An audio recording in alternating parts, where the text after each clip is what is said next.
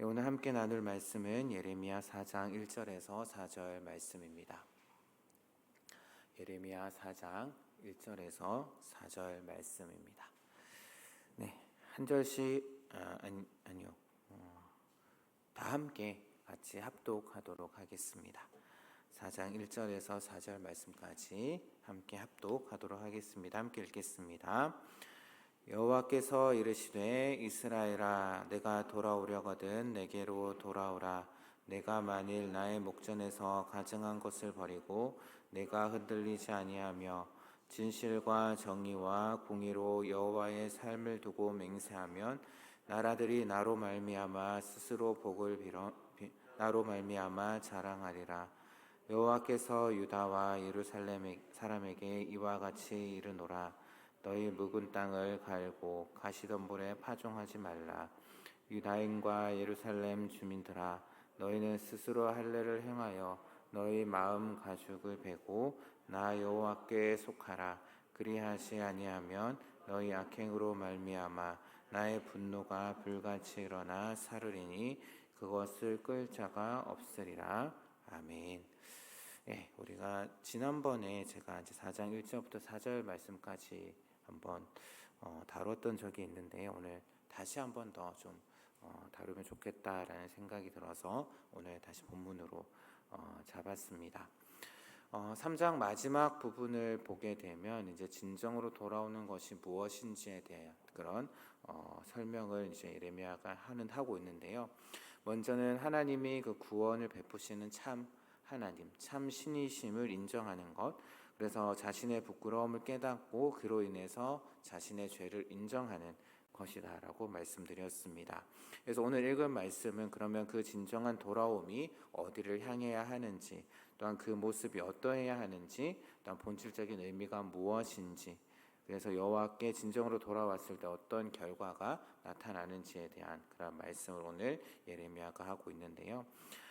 먼저 1절과 2절에서는 이제 돌아옴의 방향과 그 모습에 대해서 이야기를 하고 있습니다. 돌아오려거든 내게로 돌아오라라는 말은 그 진정한 돌아옴에 대한 그 하나님의 어떻게 보면 좀 기대감, 하나님께서 기대하고 계시는 그런 모습을 우리가 살펴볼 수가 있는데요. 이스라엘 백성들은 하나님의 언약의 백성들이고, 그래서 그 이스라엘 백성들이 돌아가야 할 방향, 돌아가야 할 곳은 바로 다름 아닌 여호와 하나님이셨습니다. 왜냐하면 하나님이 돌아가야 할 유일한 방향이었기 때문이죠. 하지만 진정한 돌아옴이다라는 것이 그냥 단순히 말로만 하는 것이 아니다라는 것을 확인할 수 있습니다. 여호와께서 가증히 여기시는 그 우상들을 실제로 제거하는 일이 필요하다라는 것을 오늘 말씀에서 우리가 확인할 수 있는데요. 그렇게 한다면 우리가 길을 잃지 않고 방황하지 않게 될 것이다 라고 이야기를 하고 있습니다. 그러니까 1절 마지막 부분을 보시면 내가 만일 나의 목전에서 가증한 것을 버리면 또 내가 흔들리지 아니하며 라고 이렇게 가증한 것을 버리고 내가 흔들리지 아니하며 라고 그렇게 말씀을 하고 있는데요. 이 부분을 이렇게도 번역을 할 수가 있습니다. 내가 만일 나의 목전에서 가증한 것을 버리면 그 결과로 너는 흔들리지 않게 될 것이다. 그러니까 여기 흔들리다에 사용된 이제 히브리어 동사가 또 어디에 사용되고 있냐면은 창세기 4장 말씀을 보게 되면 이제 가인이 아벨을 죽이게 되죠. 그래서 이제 가인이 도망을 가게 됩니다. 그래서 땅에서 유리하는 자가 되는 것을 이제 설명할 때에 유리하다라고 그렇게 이야기하는 거기에 이 흔들리다라는 동사, 히브리어 동사가 사용되는데요. 그래서 이제 그렇다라고 한다면은 내가 흔들리지 않게 된다라는 것을 다른 의미로 생각해 본다면 방향을 잃고 헤매지 않게 된다라는 그러한 의미로도 우리가 확인해 볼 수가 있습니다. 왜냐하면 여호와께로 방향이 확정되었고 정해졌기 때문이죠. 정리를 한다면은 돌아옴의 방향이 하나님께로 정해 있고 그 돌아옴 가운데 가증한 것을 버리는 모습, 즉 죄에서 돌이키는 모습을 담게 되면 우리가 방향을 잃지 않고 또한 헤매지 않게 된다라는 사실을 우리가 오늘 본문에서 확인해 볼 수가 있습니다. 그렇다면 또한 진정한 돌아옴에는 진실과 그리고 정의 그리고 공의를 행할 것을, 그래서 여호와의 사심을 두고 그것을 맹세하는 모습이 있어야 한다라는 것을 2절에서 이야기를 하고 있습니다. 사실, 진실, 공의, 정의, 이 세 단어는 이제 하나님의 속성을 의미를 나타내는 것이죠. 따라서 이제 2절 말씀에 나오는 이 모습은 결국에는 하나님의 속성을 본받고 하나님의 속성을 따르는 그러한 삶을 살겠다라는 결단, 여호와의 이름으로 맹세하는 그 결단을 하는 것이다라고 우리가 생각해 볼 수 있습니다.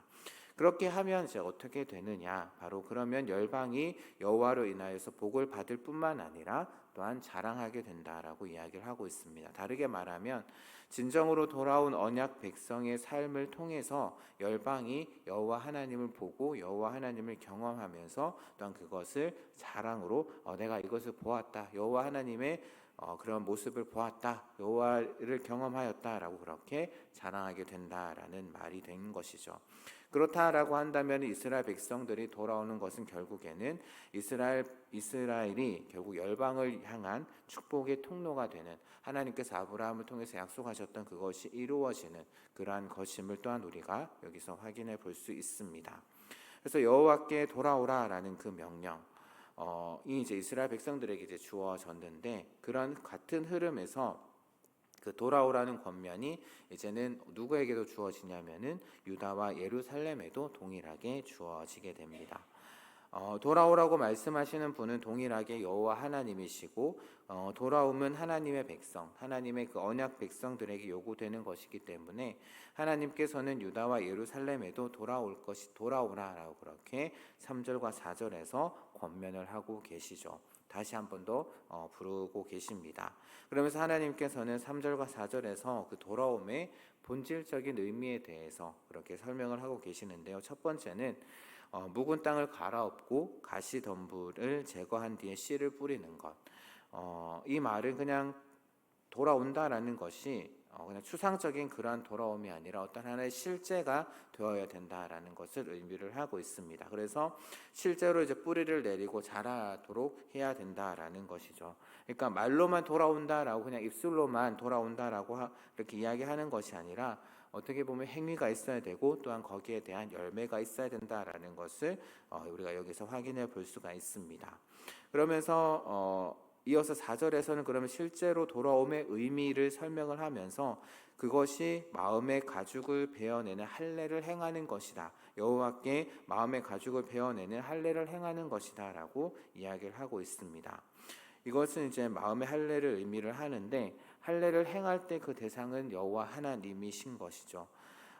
그리고 이제 우리가 다음번에 살펴볼 4절 14절의 말씀에서는 그 마음의 할례의 의미에 대해서 잘 풀어서 설명을 하고 있는데, 거기에서 이렇게 이야기를 합니다. 마음의 악을 씻어내는 것. 그렇다면 반대로 마음의 할례를 행하지 않는 상태는 그 마음의 악을 씻어내지 않고 그냥 그 마음에 담아두는 것을 의미를 하겠죠. 그래서 그런 의미에서 본다면은 결국 여호와께 할례를 행한다라는 그 말은 마음을 여호와에 대한 생각으로 나의 마음을 가득 채운다라는 것을 의미를 합니다. 그러니까 정리를 하자면 마음의 할례라는 것은 결국 악한 생각을 마음에서 씻어내 버리고 또한 씻어낸 그 마음을 여호와에 대한 생각으로 가득 채우는 것, 그것이 바로 할례를 행하는 것이다라는 것이고, 그것이 진정으로 돌아옴의 의미다라고 오늘 본문은 우리에게 이야기를 하고 있다라는 것이죠.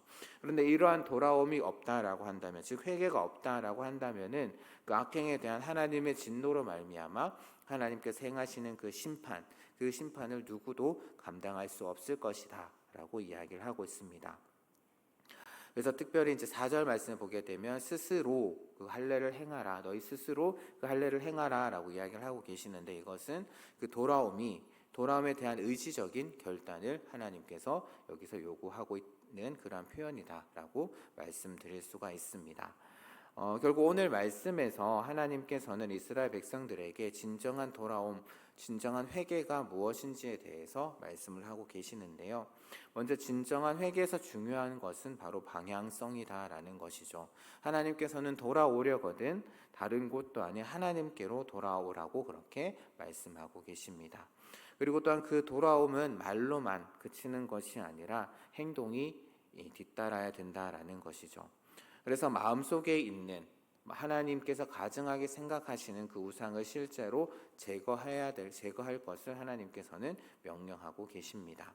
그러니까 진정한 회개라는 것이 그냥 단순히 말로만 하는 것이 아닌 행동이 뒤따라야 된다라는 것이죠. 말로는 하나님 잘못했습니다. 하나님 정말 제가 잘못했습니다. 하나님 용서해 주세요. 그러면서 눈물을 흘리면서 용서를 구하면서도 그 기도가 끝나고 다시금 삶으로 돌아갔을 때는 다시 그와 동일한 그런 죄를 짓고 있다라고 한다면은 그것을 과연 진정한 회개라고 할 수 있을까요?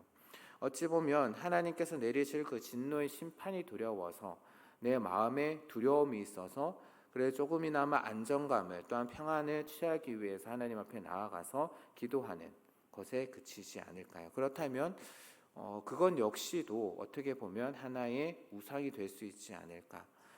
내 마음의 평안을 위해서, 내 마음의 안정을 위해서 행하는 하나의 우상 숭배의 행위가 아닐까라는 생각도 해볼 수 있습니다. 분명 우리는 연약한 존재이기에 다시금 우리가 지었던 죄를 또 다시 지을 수도 있습니다. 하지만 우리는 그냥 그 죄에 머물러 있어서는 안 되는 것이죠. 그 죄로부터 벗어나기 위한 노력, 결단을 해야 한다라는 겁니다. 그리고 또한 다시는 그 죄를 짓지 않도록 노력을 해야 된다라는 것이죠. 그리고 그 전에 그렇다면 나를 그 죄 가운데 빠지게 한, 그래서 아직도 내 가운데 미련이 남아있게 만드는 그 우상이 무엇인지, 내가 아직 하나님께로 나아갈 수 있도록 하나님께로 다시금 시선을 돌리지 못하도록 나를 붙잡고 있는 그 우상은 무엇인지 우리가 확인해 보아야 할 것입니다. 한번 여러분들 마음 가운데 한번 그것을 떠올려 보시기를 바랍니다. 그것이 돈이 될 수도 있고요, 그것이 명예가 될 수도 있고요, 그것이 어떤 하나의 쾌락이 될 수도 있을 것입니다.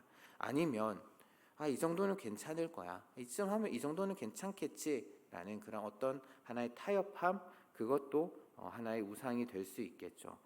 골로새서의 말씀을 보게 되면 탐심은 곧 우상 숭배다라고 이야기를 하고 있습니다. 그래서 내 마음 가운데 무엇인가를 추구하려고 하는, 그래서 뭔가를 가지려고 하는 그러한 마음, 그래서 내 마음을 그걸 통해서 붙잡고 있는 것이 무엇인가가 있다면 그것이 곧 우상 숭배이고 우상이다라는 것이죠. 그래서 지금도 내 눈을 가려서 하나님을 바라보지 못하도록 막고 있는 것, 그러니까 우리가 하나님께로 나아가지 못하고 하나님을 바라보지 못하도록 내 눈을 막고 있고 나를 붙잡고 있는 것이 무엇인지, 그래서 그것을 날마다 점검하면서 매일의 삶 가운데 하나님께로만 우리의 시선을 고정하여서 하나님만 바라보며 흔들리지 않는, 헤매이지 않는 그런 삶을 살기로 결단하는 그런 저와 여러분이 되기를 주님의 이름으로 부탁드립니다. 그리고 결단을 했다라고 한다면은 그 결단에만 그쳐서는 안 될 것입니다. 우리가 노력을 해야 된다라고 앞서도 말씀을 드렸는데요. 오늘 말씀에서 진정한 돌아옴, 회개에는 진실과 정의와 공의를 행하는 것이 있다라는 것을 말씀하고 있습니다. 아니, 진실과 정의와 공의로운 삶을 살 것을 여호와의 이름을 두고 맹세하면서 실제로 그러한 삶을 살아가는 것, 그것이 진정한 회개다라고 그렇게 이야기를 하고 있다라는 것이죠. 앞서 말씀드렸던 것처럼 진실, 정의, 공의 이런 것들은 하나님의 속성을 담고 있습니다. 우리는 하나님의 은혜로 구원받은 자들이고요, 하나님의 백성입니다. 하나님의 자녀이기에 우리는 그러한 삶을 살기로 맹세하고 또한 그러한 삶을 살아가야 하는 것입니다. 진실과 정의, 공의를 행하는 삶을 사는 것, 그것이 바로 하나님께서 우리에게 바라시는 삶이고 또한 거룩한 삶이다라는 것이죠. 그래서 우리가 그러한 삶을 살아갈 때 세상은 우리를 통해서 하나님을 보게 될 것이고, 우리를 통해서 세상은 하나님이 주시는 그 축복을 누릴 수 있게 될 것이다 라고 오늘 말씀은 우리에게 이야기를 하고 있습니다. 그런데 사실 우리가 발을 딛고 살아가는 이 세상은 어떻게 보면 그러한 삶을 요구를 하고 또한 그러한 삶을 추구는 하지만 실제로 그러한 삶을 살아가는 자들에 대해서는 그렇게 좋은 시선을 주지는 않습니다. 오히려 그러한 삶을 살아가는 자들을 보면서 오히려 어떻게 보면 지혜 없는 자처럼 여기면서 조롱하기도 하죠.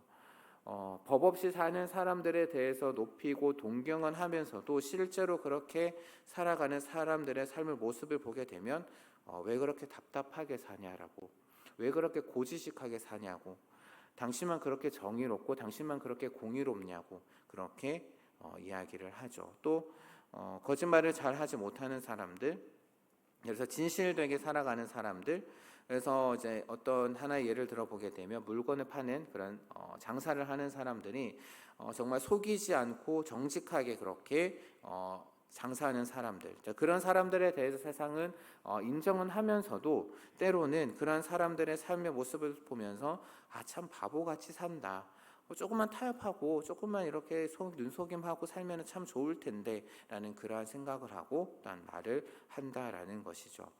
어찌 보면은 정의롭고 공의롭고 진실되게 산다라는 것이 세상 가운데 살아갈 때에 또한 우리의 삶 가운데 참 담기 힘든, 담기 어려운 그러한 모습이 아닐까 합니다. 왜냐하면 또 내 가운데 있는 그런 죄악된 본성들이 가끔 한 번씩 올라오기 때문이죠. 하지만 내가 진정으로 하나님의 자녀다라고 한다면, 내가 정말 하나님의 백성이고 하나님께서 우리를 살리시기 위해서 우리를 구원하신, 그래 내가 하나님의 백성, 성령 하나님께서 인치신 하나님의 백성이다라고 한다면은 나의 삶 가운데 하나님께서 바라시는 그러한 진실과 공의와 정의, 그러한 모습들이 담겨져 있어야 하지 않을까요? 세상의 눈치, 세상의 대화, 세상의 평가, 그런 것들에 귀 기울이는 것이 아니라 하나님을 바라보시기를 바랍니다. 하나님의 말씀에 귀 기울이시기를 바랍니다. 하나님께서는 우리를 만드신 분이고 우리가 어디로 가야 할지를, 우리가 어떠한 삶을 살아야 할지에 대한 그런 기준을 정하시는 분은 이 세상이 아니라 바로 하나님이시다라는 것이죠. 그러기에 세상 사람들이 어떻게 이야기하든, 세상 사람들이 나에 대해서 어떤 평가를 하든지 간에 내가 하나님의 자녀다라는 그러한 생각을 가지고 계시다면, 내가 하나님의 자녀다라는 그런 정체성을 분명하게 하신다면은 과거의 그런 삶을 회개하고 내가 다시금 하나님께로 돌아왔다라고 한다면 하나님께서 바라시는 삶, 하나님께서 기뻐하시는 삶, 정의와 공의 그리고 진실이 담긴 그러한 삶을 우리가 살아가야 하지 않을까요? 살아내야 되지 않을까 합니다.